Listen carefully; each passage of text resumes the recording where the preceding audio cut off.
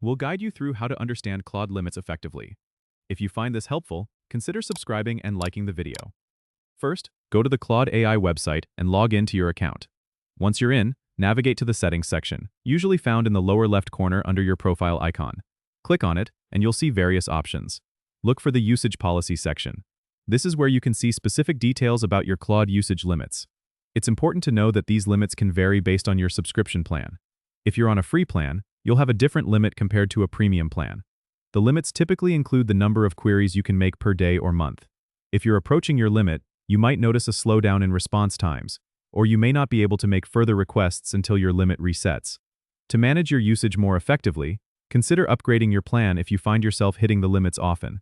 You can also optimize your queries by being more specific with your requests, which can help conserve your usage.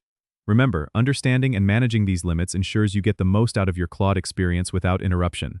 Don't forget to subscribe and comment if this helped you out.